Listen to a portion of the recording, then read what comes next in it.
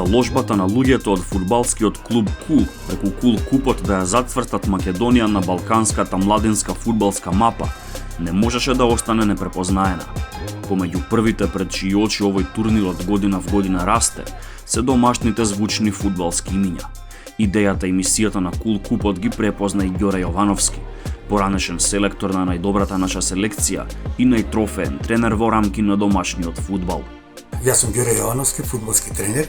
Би сакал неколку збора да кажам за меѓународниот турнир на фудбалската академија Кул.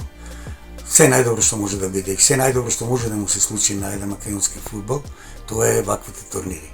Турнири каде што од меѓународен карактер, турнир каде што ќе има преку 500 деца од не од Македонија, него и од соседните земји.